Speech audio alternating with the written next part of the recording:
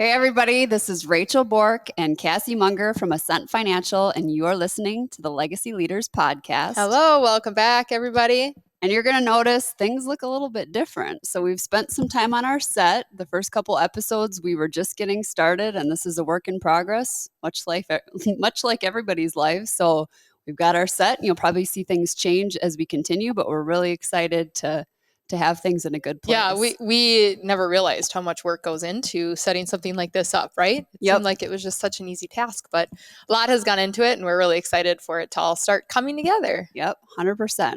And today you get to hear a little bit more about Cassie Monger. So she's going to tell you a little bit about her background and kind of what led her to Ascent. So Cassie, I'll let you share your story. Yeah, I mean, certainly we need multiple episodes to really hear about my background. But I think what's great about this is we'll be able to share examples and stories from our background, probably through every session. So I'll talk about my upbringing on the farm, but currently I live in Foley, Minnesota, a small town in Benton County with my three kiddos.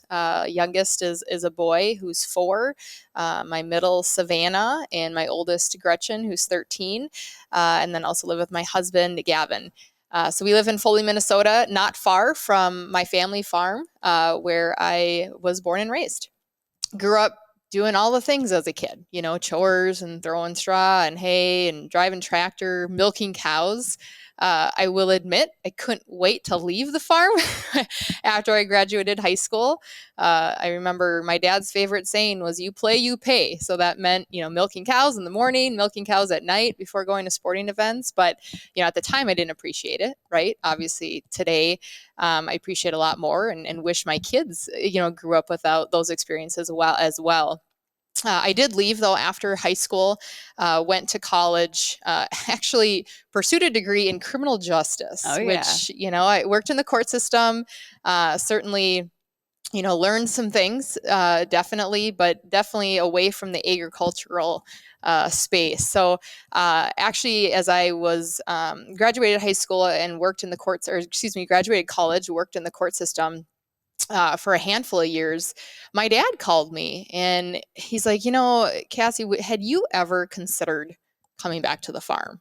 And I was like, Dad, are you serious? Had you ever considered it? No, I hadn't. I was kind of bored with what I was doing, but no way did I think going back to the farm was ever in my future. Yep. But I remember after talking to him, I remember coming home that night and I was actually thinking about it. I was like, it seemed like an odd question, right? My dad should know better, right? But, it made me think and wonder, I'm not happy with what I was doing. I really wasn't very passionate about it either. And I kind of thought, maybe there is something more for me, and everyone always says you always follow your roots, right? Back to the farm. And I did. I came back, in a different capacity, right? Growing up on the farm, it was doing a lot of the daily chores and the work. And when I came back, ultimately my parents, really wanted someone to be in charge of all the financials, and the in-house accounting. They needed someone to handle all the HR and all the employees and really all the administrative and business end of the operation. We ran a dairy along with cash crop. We raised our own replacements and steers, and they really wanted to have a better handle on how each enterprise did, right? And I didn't have a background in finance. I didn't have a background in accounting. So it was all really self-taught. I got the book for dummies, right? And I worked close with our accountant and got all our chart of accounts set up. And it was really exciting because it was a different challenge. I saw the business from a different perspective. And I think that was good to have me come back and see it through eyes where I worked off farm. I saw a lot of other things away from agriculture, but it kind of made me more passionate about what I really grew up doing.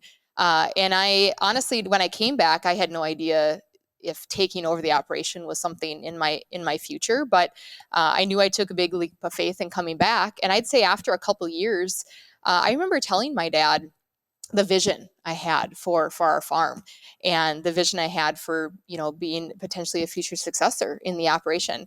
And obviously my dad was super excited about that, right? And as time went by, it started to get more real, right? And conversations started happening And, we kind of realized we weren't all aligned, right, with what we maybe wanted. I really did feel taking over the operation was something I really wanted.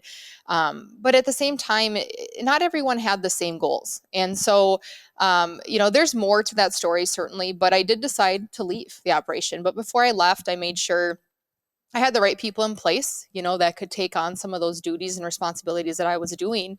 And I knew if I was going to do anything after the farm, it was going to be in agriculture. Yep. That was for sure.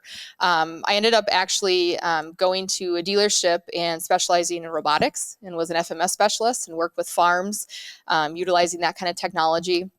And then it was shortly after that, actually a mentor of mine who had worked at a farm credit had reached out and said, "Hey, we have a dairy specialist position, open. Is this something that would intrigue you?" And I thought, man, this fills a lot of buckets, right? I've got some experience on the financial side of things. It's in agriculture. It's working with dairy producers. So yeah, I absolutely jumped at the opportunity, and I learned so much. And I worked with, mid to large size operations that were going through a lot of the same things I went through on the farm, and I think I really could relate to them. And I really enjoyed that aspect of it. But then it was, 5-6 years into that role, my family actually started transitioning their farm. They didn't have a successor. Obviously, I had left the farm. My sister was not a part of the operation. And I was able to kind of really watch my family go through exactly what I now do every day in my work, going through, transitioning their business and transitioning those responsibilities to somebody else, and letting go of the operation. And I really found kind of a new drive and energy in watching my family go through that. And that's the biggest reason why I'm here today, is to be able to share the experiences that I had, and the things that we did right, the things that we could have done better, and just really relate to our clients that we work with. Because this is a really scary thing, and there's so many moving parts that go into it. And I feel like I get it. I can have those conversations. And a lot of times it's just talking, Yep. right, to Yep. families. They just need someone to really hear them out. What is it that they really want? And then how do you put the puzzle together, right, to kind of meet everyone's needs and objectives? So, yeah, it's kind of a long story, short story. I don't know what you'd call it, but Great story. yeah, that's kind of where I came from, and I'm sure there's more to come with that. But really looking forward to continuing to work with clients in this stage in their careers, in their lives. Yeah. Well, thanks for sharing, Cassie. You got a great story, and we're so happy she's part of the team and adding a ton of value for our clients.